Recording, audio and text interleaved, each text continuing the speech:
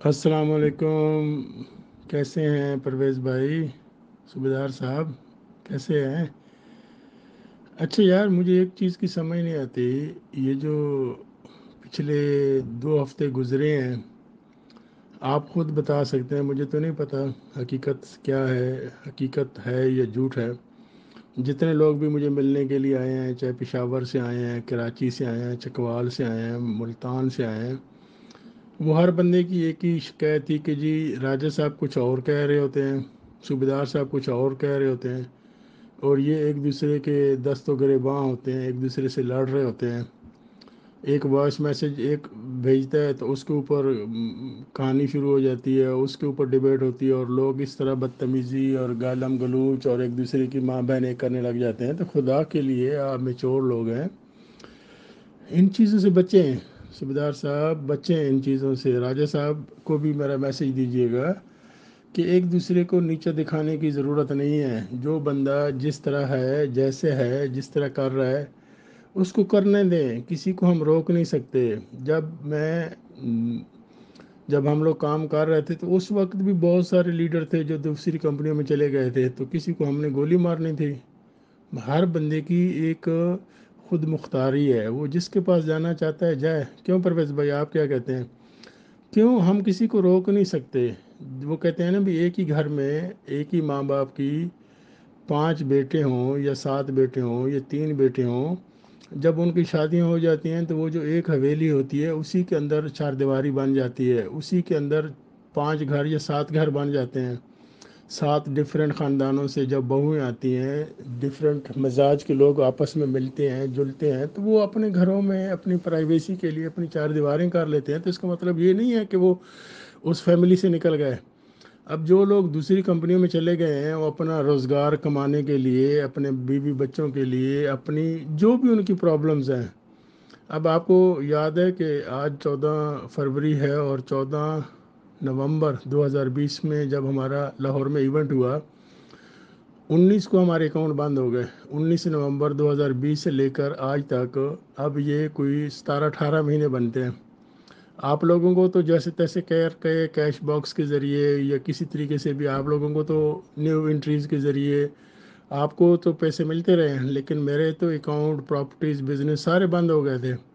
اس کے باوجود میں برداشت کر رہا ہوں، اور آپ لوگوں کو تو ابھی 5 مہینے ہوئے ہیں. یہ تو ایک لمبی جرنی ہے. ابھی تو ریفرنس آئے گا، ریفرنس کے بعد پھر اس کے اوپر ڈیبیٹ ہوگی، فرد جرم عائد ہوگا، اس کے بعد ٹرائل چلے گا.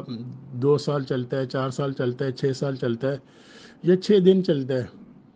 تو آپ لوگ ابھی سے ہمت ہار بیٹھے ہیں، ابھی سے ایک دوسرے کے دست و گریباں ہیں. خدا کے لیے ایسا نہ کریں. اور دوسرا یہ ہے کہ اگر کسی کو کسی بھی سورس سے کوئی رپورٹ ملتی ہے، خبر ملتی ہے، اور آپ کہتے ہیں جی ہاں میں نے تو اپنی آنکھوں سے دیکھا ہے، اس طرح نہ کریں.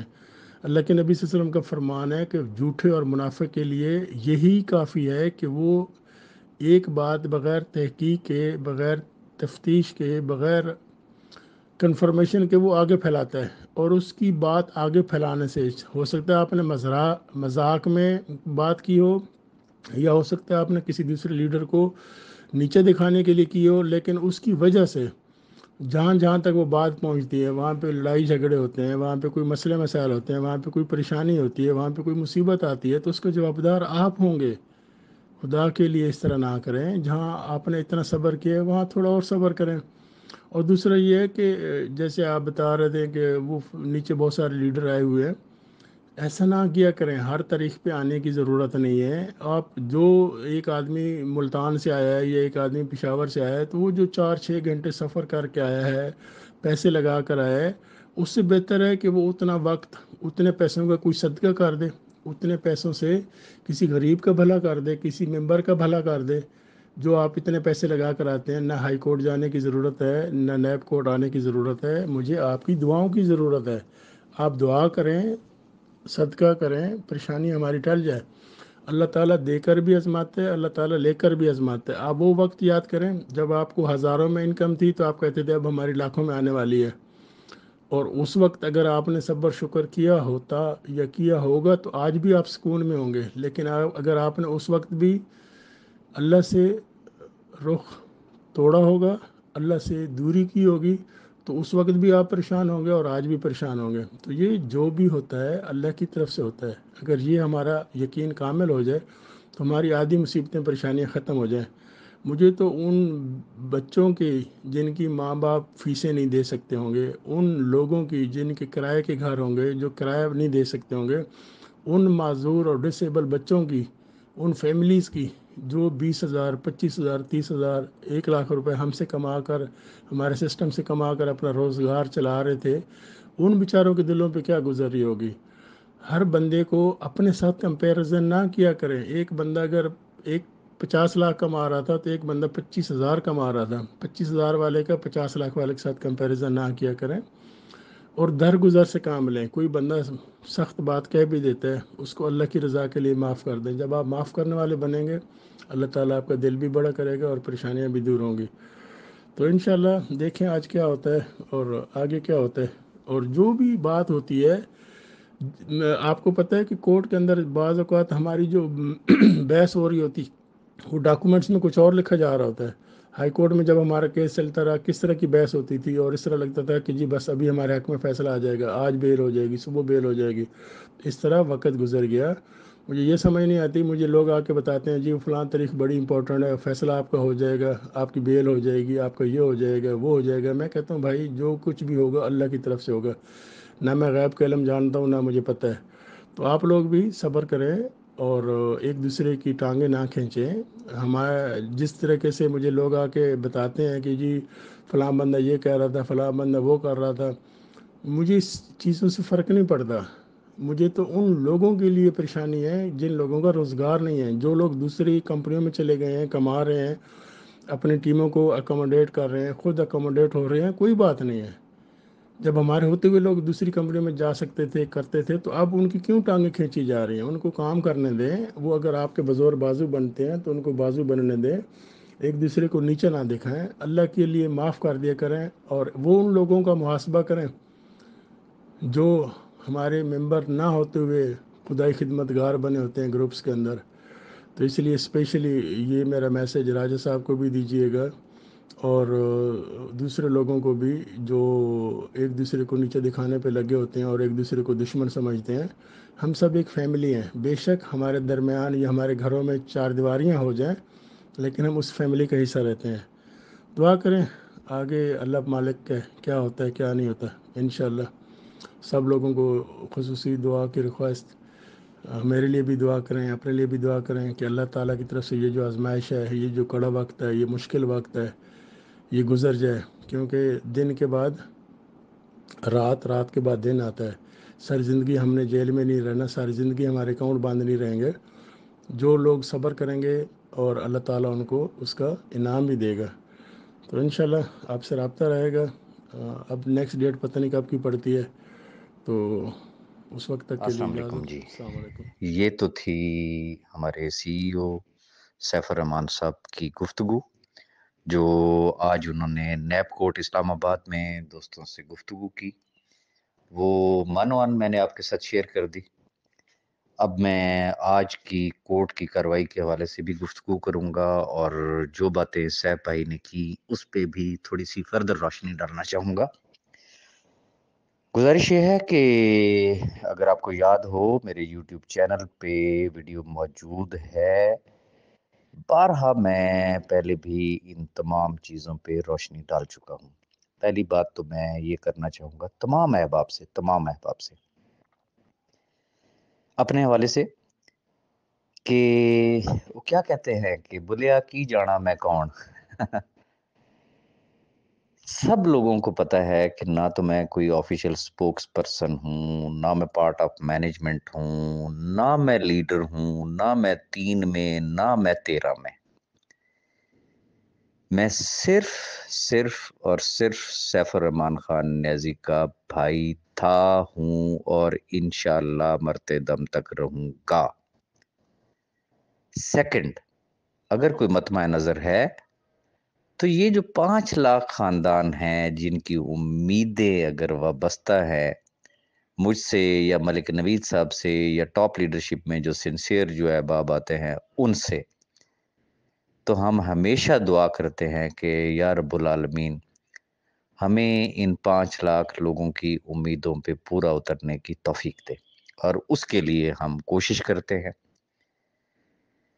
میں کسی ریس کا حصہ نہیں ہوں، نہ میرا کوئی اس طرح کا کوئی سین ہے۔ میں بارہا یہ کہہ چکا ہوں، میں اپنی اوقات میں رہنے والا آدمی ہوں۔ میں اپنے قد کے مطابق، اپنے پجامے کے مطابق میں بات کرتا ہوں، اپنی حدود میں رہتے ہوئے، اور میں گفتگو کیا کرتا ہوں۔ پرابلم یہ ہے کہ میں ہمیشہ تصویر کے 2 رخ دکھانے کا قائل ہوں۔ وہ ون وے ٹریفک نہیں چلنی چاہیے ہے۔ میں چیزوں کو تھوڑا سا ایلیبریٹ کر کے جب ایکسپلین کرتا ہوں تو وہ بہت سارے احباب کو وہ چبھ جاتی ہیں۔ 1 تھنگ، نمبر 2، بہت ساری ایسی سینسٹیو چیزیں ہوتی ہیں جو کہ پتہ ہونے کے باوجود بھی کئی دفعہ میں سکپٹ کر جاتا ہوں، ریزن کہ وہ چیزیں شیئر کرنے یا نہ کرنے سے کوئی فائدہ نہیں، لیکن کچھ چیزیں ایسی ہوتی ہیں کہ جن کو شیئر کرنے کے نقصانات تو ہو سکتے ہیں، فائدہ نہیں ہو سکتا۔ تو میں اس لیے اس طرح کا کوئی پنگا لینے کا عادی نہیں ہوں، اور میں نے ہمیشہ تمام احباب سے ریکویسٹ کی ہے کہ خدا را وہ کہتے ہیں دھاگا لمبا ہو تو اس کو لپیٹ لینا چاہیے، اور زبان لمبی ہو تو اس کو ذرا سمیٹ لینا چاہیے۔ کوئی فرق نہیں پڑتا، اگر ہم کنٹرول کر لیں گے اپنے پیٹ پہ بھی، کسی راز کو راز رکھ سکے، اور اپنی زبان پہ بھی، تو یقین رکھیں کہ انشاءاللہ اس میں خیر بھی ہوگی اور اس میں بھلائی بھی ہوگی۔ باقی آپ نے گفتگو سن لی صاحب بھائی کی، اس میں جو چیزیں انہوں نے کہیں، میں ڈیفینیٹلی پہلے بھی میں محتاط ہوتا ہوں، اور اب بھی میں محتاط رہوں گا، لیکن ہوتا یہ ہے کہ چونکہ پورے پاکستان سے اگر 100 بندوں نے کوئی 100 میسیجز کر دیا ہے نا، تو میسیجز کرنے والے 100 لوگ الگ ہیں، جواب کس نے دینا ہے؟ راجہ ریاض نے۔ تو میں احباب سے پہلے بھی ریکویسٹ کر چکا ہوں کہ جو شخص جو بات کرتا ہے نا، تو اصول یہ ہوتا ہے کہ اس کا جواب اسی سے مانگا جائے، لیکن وہ بات کرنے والا کوئی اور ہوگا، جواب کس سے مانگا جائے گا؟ راجہ ریاض کو۔ پھر راجہ ریاض کو مجبوراً، انتہائی مجبور ہو کے پھر اس چیز کا جواب دینا پڑتا ہے۔ سیکنڈ، جیسا کہ صاحب بھائی نے کہا، جو انہوں نے منافق کی نشانی بتائی، بہت ساری چیزیں ہیں۔ پاس میں ہمارے ساتھ کیا ہوا، ہم نے بہت کچھ سنا، آج یہ ہو گیا، آج وہ ہو گیا۔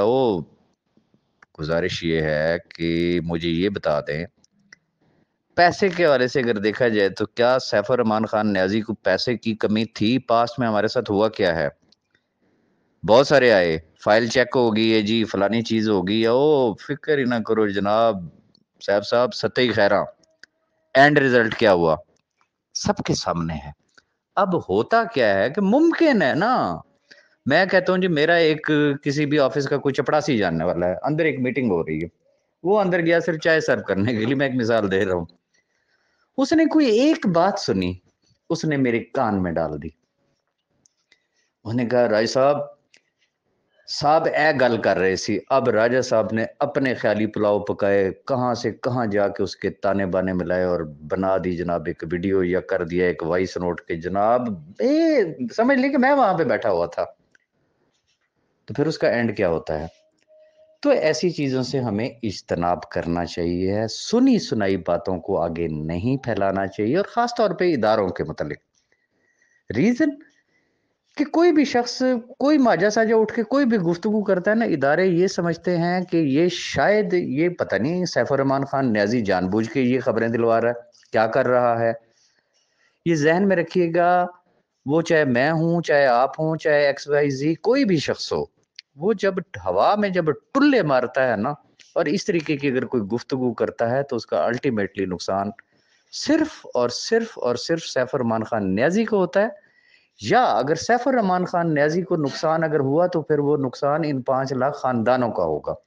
تو خدا را تمام احباب سے ریکویسٹ کروں گا کہ کوشش کیا کریں کہ کم بولا کریں، ہم بولیں یا نہ بولیں، میٹر سب جوڈیشیس ہے، میٹر عدالت میں ہے، جو عدالت نے فیصلہ کرنا ہے۔ میرے بولنے نہ بولنے، آپ کے بولنے نہ بولنے سے عدالتی فیصلے کبھی بھی چینج نہیں ہوا کرتے. ہم کوئی عدالت کے اوپر کوئی پریشر نہیں ڈال سکتے ہیں. کسی کا باپ بھی عدالت کے اوپر پریشر نہیں ڈال سکتا. عدالت ہوا کرتی ہے. تو ان چیزوں سے ہمیں اجتناب کرنا چاہیے. سیکنڈ، دیکھیں جو لوگ ادر کمپنیز میں گئے، ذرا تھوڑے سے پیچھے چلے جائیں نا. میں نے ایک ڈیٹیل ویڈیو کی تھی جس میں نے یہ کہا تھا، واضح طور پہ میں نے کہا تھا کہ بھائی سی او صاحب کی موجودگی میں کیا لوگ نہیں، انہوں نے ادر کمپنیز جوائن نہیں کی تھی؟ کیا اس وقت انہوں نے کوئی آبجیکشن کی تھی کہ سی او صاحب کو آج کوئی آبجیکشن ہوگی؟ سی او صاحب نے ہمیشہ کہا کہ بھائی یہ بازو میرے آزمائے ہوئے ہیں. کسی کو پتا کچھ ہوتا نہیں ہے کہ کون سا لیڈر، اس کی کیا سروسز ہیں، اس کی کیا خدمات ہیں، اس نے کہاں پہ کیا رول پلے کیا، آج بھی وہ کیا رول پلے کر رہے ہیں، کسی کو کک پتا نہیں ہوتا. بات یہ ہے کہ قبر کا حال مردہ جانتا ہے. جو کچھ ہوا کس کے ساتھ ہوا؟ سی او صاحب کے ساتھ ہوا نا. ان سے بہتر کون جان سکتا ہے کہ ان کا اپنا کون ہے، کھرا کون ہے، کھوٹا کون ہے. ان کی جیب میں کھوٹے کھرے سکے ان کو مجھ سے، آپ سے سب سے زیادہ بہتر پتا ہے بھائی. اگلی چیز یہ کہ فیوچر میں اگر کمپنی جب چلے گی تو ہی از دا سی ای او بھائی. اور اب وہ جس چکی میں سے پس کے نکلے گا، آپ کا کیا خیال ہے کہ وہ مجھ سے، آپ سے پوچھے گا؟ ان کو نہیں ہے پتا کہ میرا اپنا کون ہے اور میرا پرایا کون ہے. ہم صرف ایک جسے کہتے ہیں نا، وہ پڑ جائے ہاتھ دھو کے پیچھے، جی فلانا نہیں ہوگا، فلانا نہیں ہوگا، فلانا نہیں ہوگا. بھائی ہم مامے لگتے ہیں یار، ہماری کمپنی ہے، وہ اس کا ڈیسیژن ہے نا بھائی. جب ہم مامے بننا شروع ہو جاتے ہیں نا تو پھر وہاں سے کباتیں شروع ہوتی ہیں. وہاں پہ پھر معاملات پرسنل پہ چلے جاتے ہیں لوگ، پھر ذاتی حملے جو ہے وہ شروع ہو جاتے ہیں. تو بھائی بات یہ ہے کہ جسے کہتے ہیں نا، ہر شخص اگر اپنی اپنی ڈومین میں رہے، آسان لفظوں میں اگر اپنے اپنے پجامے میں رہے، تو یہ کباتیں ہونی ہی نہیں چاہیے، ہوں گی ہی نہیں. میں حیران ہوں کہ وہ احباب جو کبھی ہماری بات ہی نہیں سنا کرتے تھے، ہمارے خلاف ہوا کرتے تھے، آج الحمدللہ وہ اگر ہمارے ساتھ ایک پیج پہ آ گئے، ہمارے ساتھ کندھے سے کندھا ملا کے چلنے کے لیے تیار ہیں، ان 5 لاکھ خاندانوں کے ساتھ کھڑے ہوئے ہیں. ہماری منزل ایک ہے. بے شک ہو سکتا ہے اب بھی ممکنہ طور پہ کئی چیزوں پہ ہمارے شاید اختلاف رائے ہو سکتا ہے، لیکن منزل ایک ہے. کم از کم اب ہمیں یہ سمجھ آ گئی کہ نہیں یار، ہم نے ان 5 لاکھ خاندانوں کے لیے کچھ کرنا ہے، وہ بھی برداشت نہیں ہوتا. کوئی خلاف بولتا ہے تب بھی اس کو گالیاں دینی ہے، کوئی اگر فیور میں بات کر دے تب بھی اس کو ہٹ لسٹ کے اوپر رکھنا ہے. تو ان تمام چیزوں سے ہمیں بچنا چاہیے. اگر کوئی شخص کسی بھی کمپنی میں کام کر رہا ہے، اب تو سی او صاحب نے خود کہا ہے نا، آپ نے اپنے کانوں سے سن لیا ہے نا، کہ بھائی وہ جدھر اس کا دل چاہتا ہے وہ کرے. یہ یاد رکھیے گا کہ سیف الرحمان خان نیازی وہ مقناطیس ہے کہ جس دن وہ باہر آئے، یہ سارے ذرے مڑ کے پھر واپس اس کے ساتھ جڑ جائیں گے. اور میں اپنے ان لفظوں پہ قائم ہوں کہ ہر وہ لیڈر جس نے ایک رول پلے کیا ہے، سنسیئر لیڈرشپ کی میں بات کر رہا ہوں، انشاءاللہ وہ کل بھی سیف الرحمان خان نیازی صاحب کے ساتھ تھے، وہ آج بھی سیف الرحمان خان نیازی صاحب کے ساتھ ہیں، اور انشاءاللہ آئندہ بھی وہ سیف الرحمان خان نیازی صاحب کے ساتھ ہوں گے.